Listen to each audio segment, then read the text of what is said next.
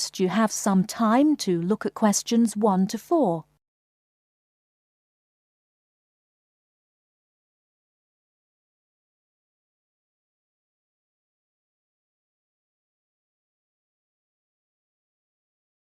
Listen carefully and answer questions 1 to 4.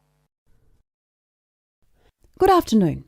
I have with me in the studio today Dr. Stephen Phillips, author of the new book Silver Lining, which is an investigation into UFOs. Now, Dr. Phillips, can you tell us a little about your book? Yes, certainly. Over the last 12 years, I've become increasingly interested in the subject of UFOs, and this book is a compilation of all the sightings I've heard about, together with evidence. You see, so many people are convinced that there is life on other planets that I thought I would do some research myself. And what did you find? Are we alone in the universe? You sound sceptical. Well, you'll have to buy the book to find out my personal conclusion, but I can tell you this.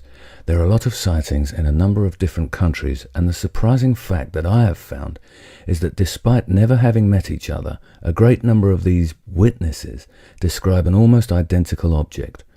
Now, I realize that television and the media has given us all a mental picture of a UFO, a silver ship with bright lights that moves at very high speed. What interested me was that in all the eyewitness accounts I heard, people gave very precise and detailed descriptions that varied only slightly. Reports from America, Europe, even Asia, all share a significant number of similarities. Interesting. Tell me, have you been able to see any evidence yourself? Well, no. My aim in writing this book was not really to present my own opinion, but to gather all the information available and collate it into a kind of reference guide. Personally, I don't have anything much to add apart from the conclusions that I've drawn from the accounts I've heard. I understand that there is a strong body of opinion that claims there is hard evidence that is being suppressed by the American government. Could you comment on that?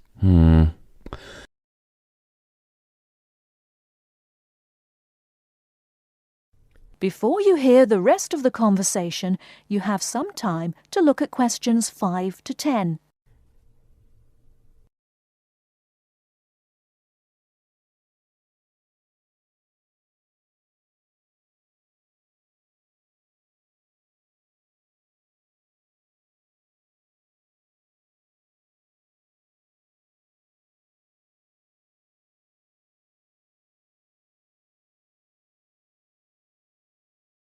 Now listen and answer questions 5 to 10.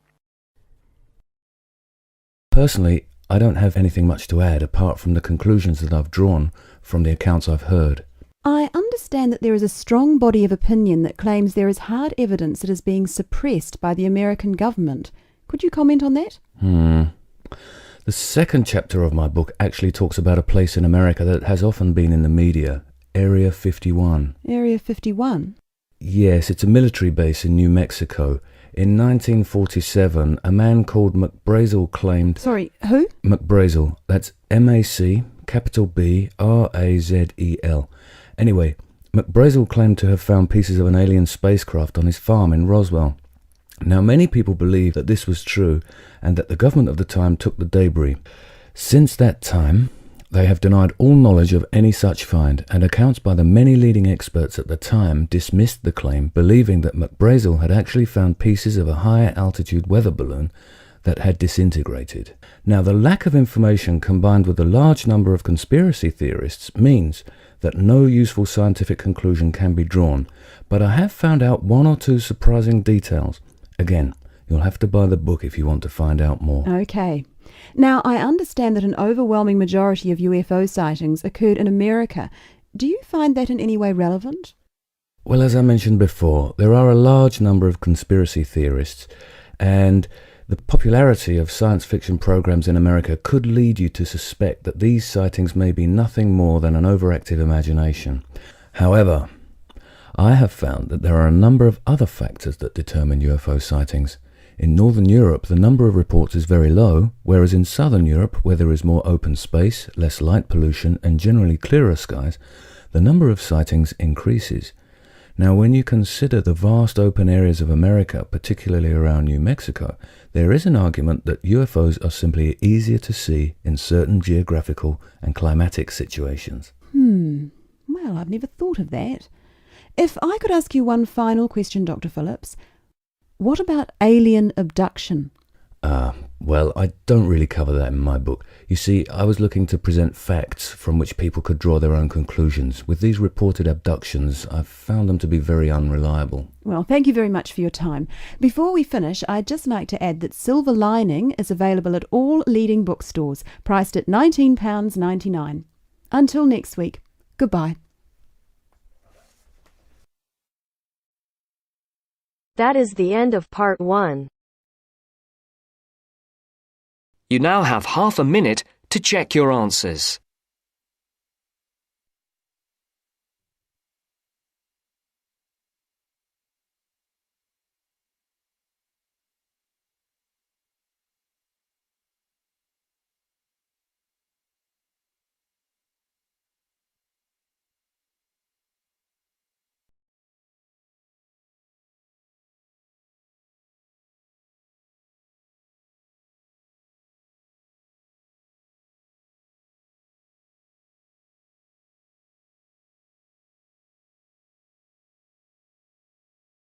Now turns to part 2.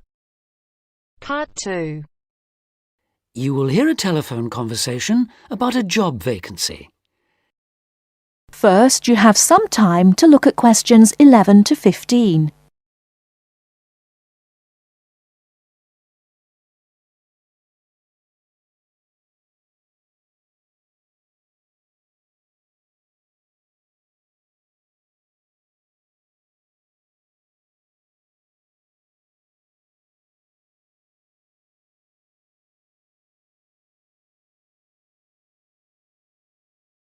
Now, listen carefully and answer questions 11 to 15.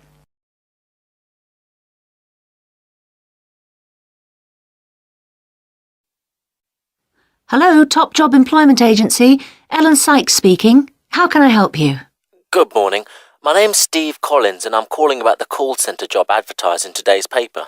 For an operative handling credit card inquiries? Yes, that's right. The wages and working conditions are all in the ad, so what I'd like to know now is what the work actually consists of. I should explain that I'm a student looking for a summer job, not long-term employment. That's okay. The people at Intercard say they've always found students to be honest, which of course is essential in this line of work, and they have the basic IT skills needed there. Apparently, there have been a few who didn't find it easy to get there on time in the morning, but in most cases their punctuality is as good as anybody else's. Anyway, about the work. And I know a bit about this because, as it happens, I've worked there myself. Really? Yes, for about a year. You'd find that most callers would be people wanting to check the balance on their cards, query payments made and so on. And from those who've had their card stolen? No, they ring another number for that, an emergency line. People also call that number if they lose their cards. And what are most callers like? I mean, what kind of people are they? All sorts, really. All ages, every kind of background.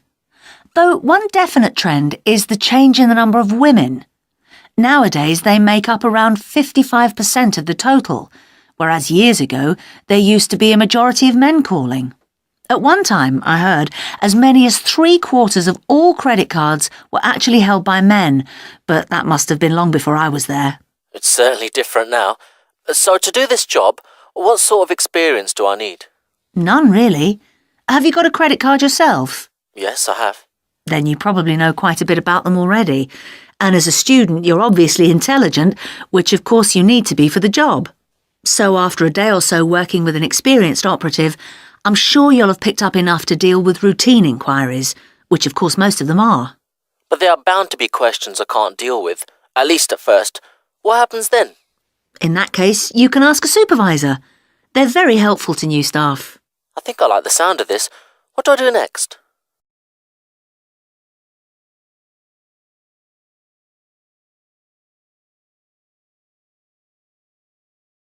Before you hear the rest of the talk, you have some time to look at questions 16 to 20.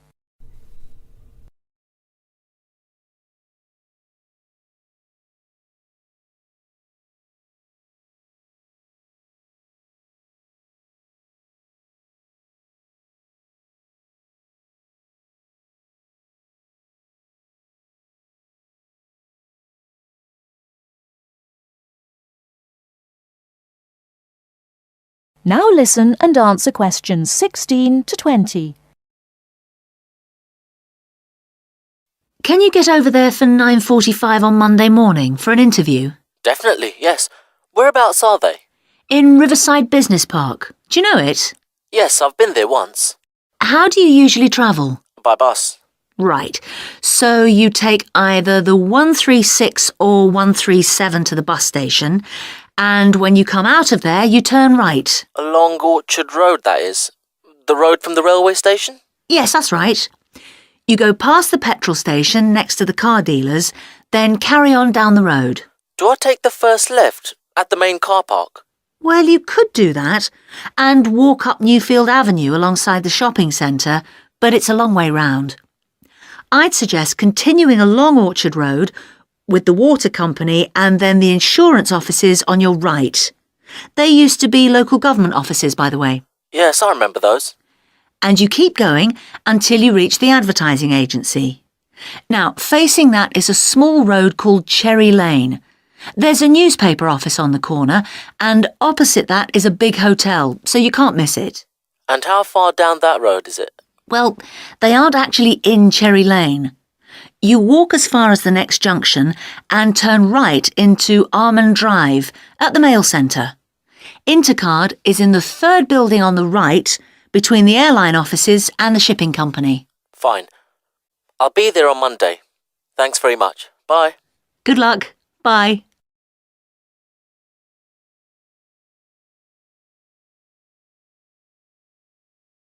That is the end of part 2. You now have half a minute to check your answers.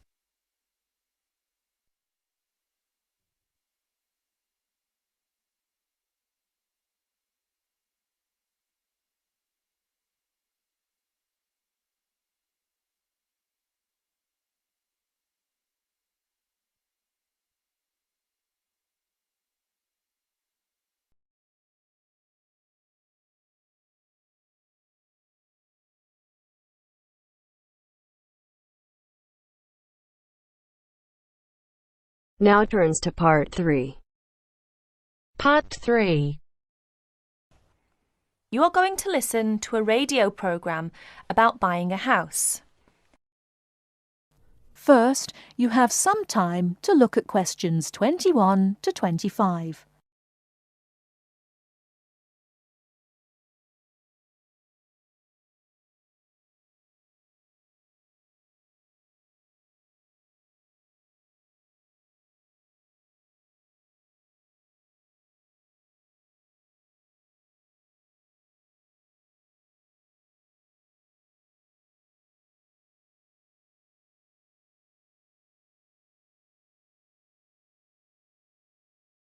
Now listen carefully and answer questions 21 to 25.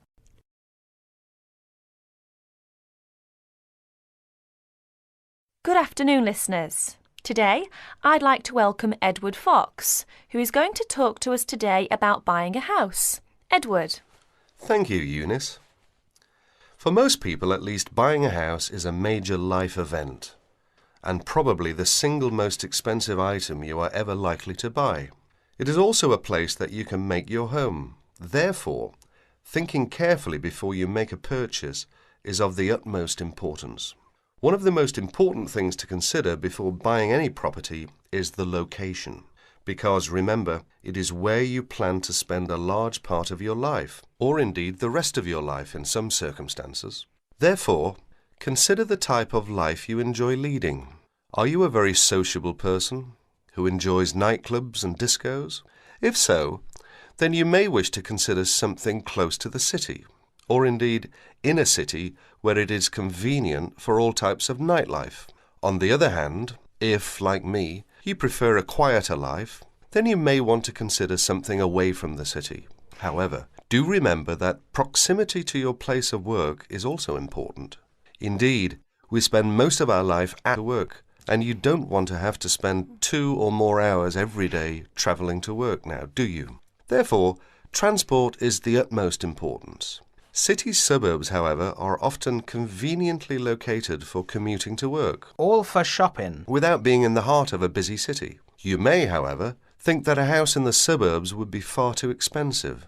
Yet houses located in cities can often exceed the price of suburban houses. So check out the prices. You may be surprised. Family is another important consideration. You may prefer a house that is away from a busy street or main road.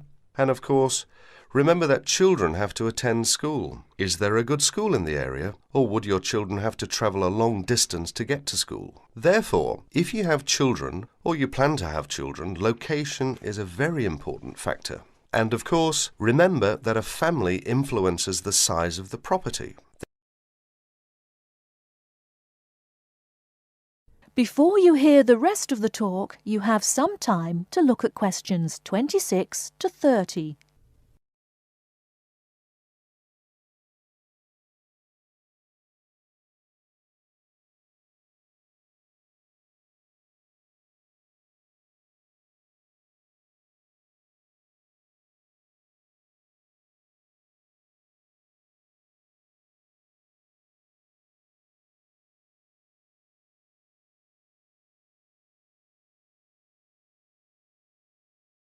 Now listen and answer questions 26 to 30. And of course, remember that a family influences the size of the property. There are, of course, various types of houses. There are detached houses which stand alone and are not joined by to another building.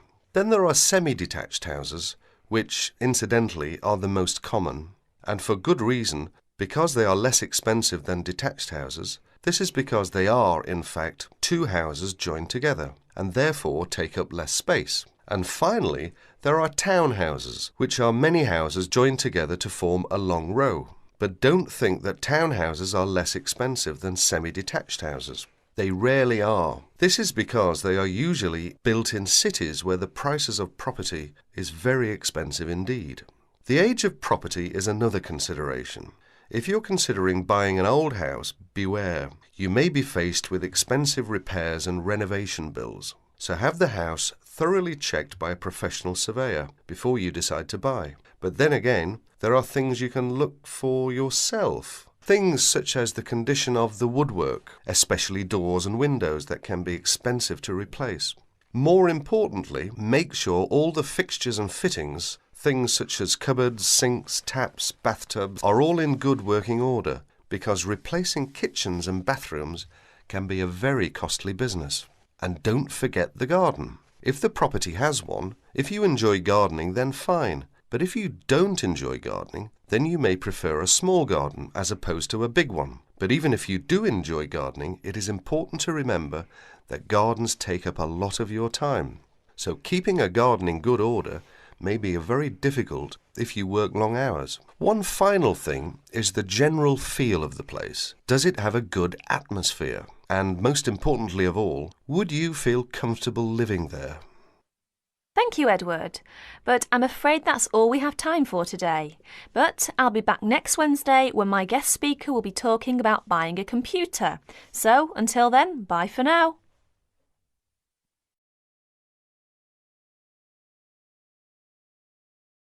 That is the end of part 3. You now have half a minute to check your answers.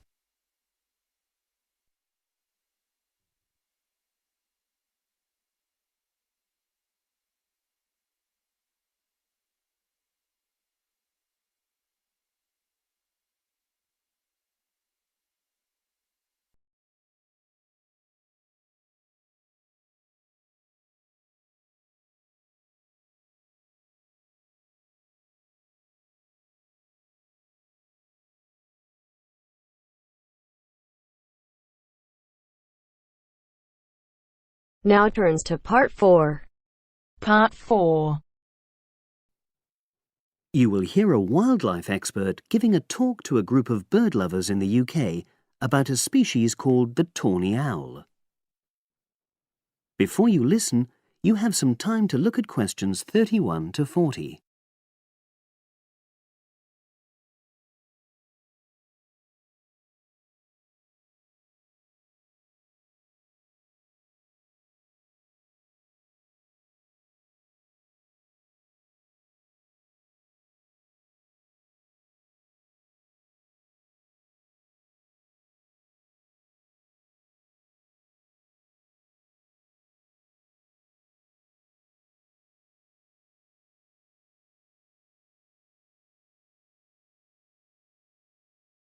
Now listen and answer questions 31 to 40.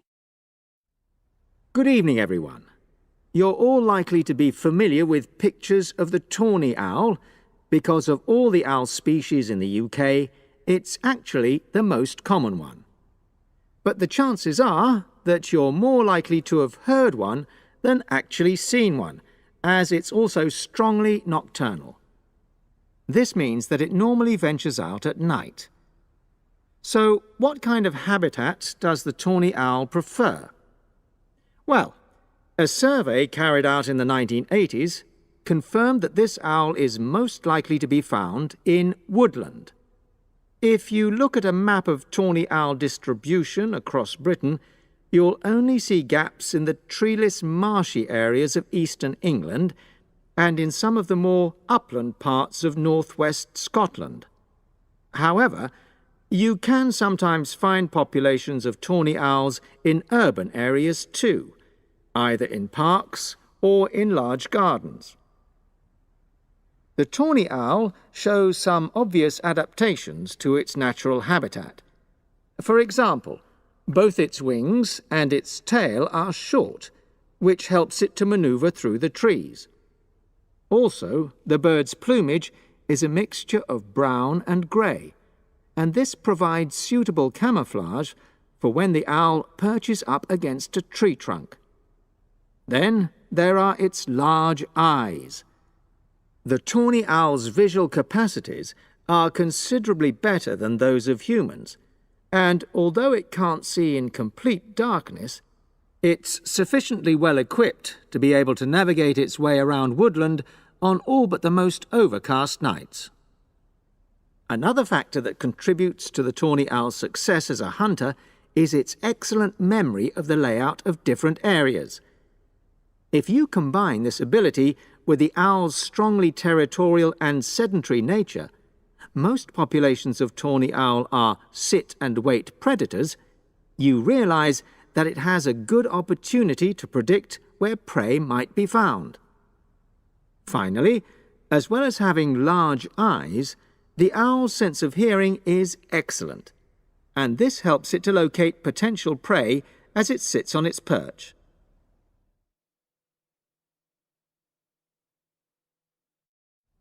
Turning now to the tawny owl's diet. Woodland tawny owls feed mainly on mammals, especially small ones, such as wood mice and bank voles. But they'll also take things like frogs or bats, or even fish, if they happen to be available. In urbanized landscapes, the owls seem to prey more on birds. So there are some differences there. Let's just look briefly now at survival rates in the tawny owl.